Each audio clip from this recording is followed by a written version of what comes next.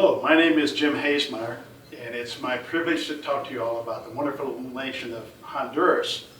Honduras is unique, I believe, in the world in that it's probably the only nation that's named for the exclamation of an individual who was filled with joy and relief when he saw its shoreline.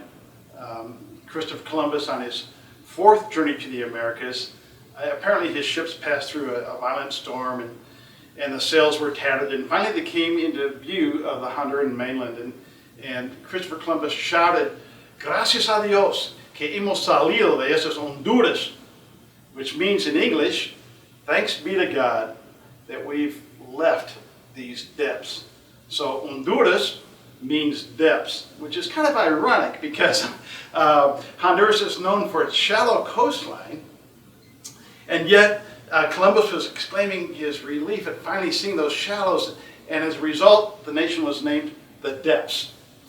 So Honduras is the second largest of the Central American nations, just right after Nicaragua. So it's a beautiful little nation, very mountainous, about 80% mountains.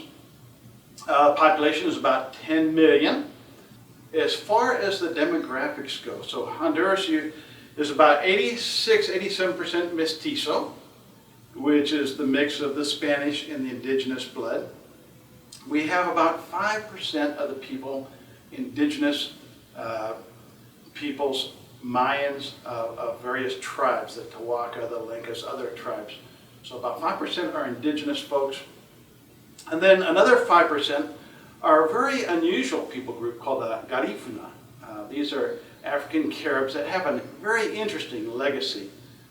They have their own language, they have their own culture, they generally live in their own communities along the north coast of Honduras.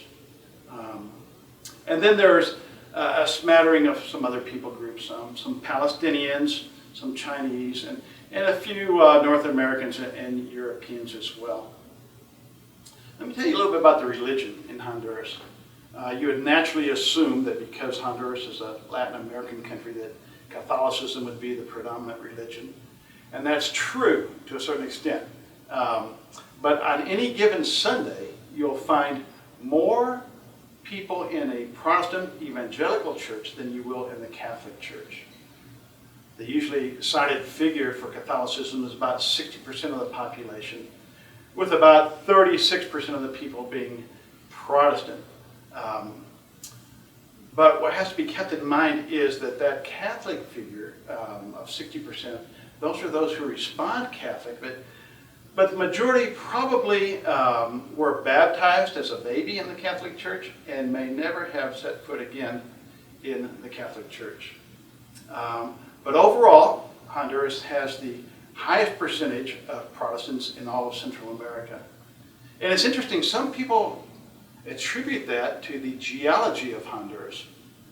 So in the area of Central America, there are two tectonic plates that are colliding. That fault line results in a series of volcanoes. And over the centuries, those volcanoes have spewed out ash that have created fertile soils in those other nations. In Guatemala, for example, very fertile soils. But Honduras, without the benefit of volcanic ash, has relatively poor soils. And as a result, in the colonization of Central America, Honduras was kind of the backwater. Wasn't the first land to be sought, and also something of an afterthought for the Catholic Church. So Catholicism was never firmly established in Honduras, and as a result, of course, that people are quite open to the gospel. As a matter of fact, there are many benefits that the Catholic Church legacy has left us. Every Honduran, and except if maybe you're evangelizing on the university campus, but basically every Honduran would believe that the Bible is the Word of God. There's no dispute about that. You can just talk with anybody, open up the Bible, and they'll accept it as God's words. With respect to the assemblies, there are about 400 in the little nation of Honduras. They're growing at the rate of about 1% per year, so that's about 4 assemblies per year. Sometimes people ask me, why has Honduras been so blessed by God? And why are the assemblies prospering there? And of course, the latter question is answered by the former. God has indeed blessed Honduras. But I think there are 4 factors that we can attribute to the success of the assemblies in that nation.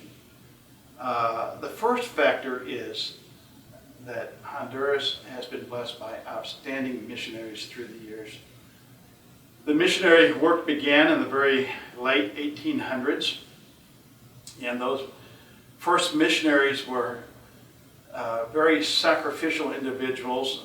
When a missionary would go to that nation, to the nation of Honduras, it was with the idea that they weren't returning, and their lifespan may be very short. Many of those individuals lived only 2 or 3 or 4 years due to the succumbing to endemic diseases.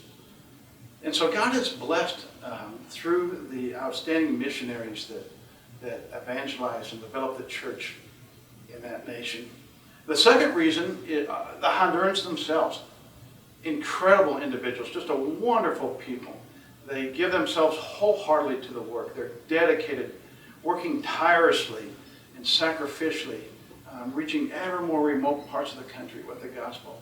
And I'm always amazed at their heart for the Lord and their tireless service for Him. So, third, I think the attitude of the assemblies in Honduras. Every assembly considers it a sacred responsibility to reproduce itself.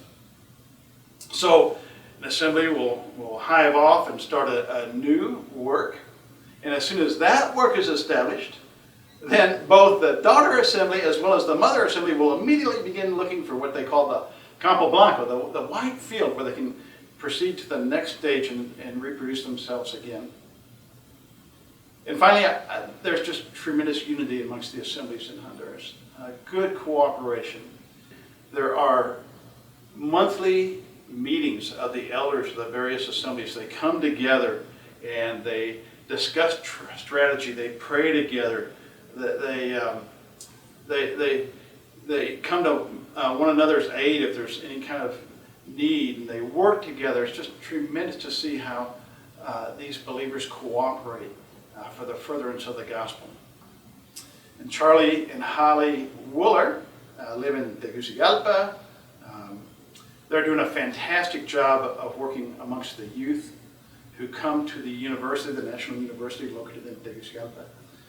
So they're kind of like surrogate parents to those individuals. They disciple them, they teach them, they show them love. Charlie is also an elder and was perhaps one of the largest assemblies in the nation of Honduras.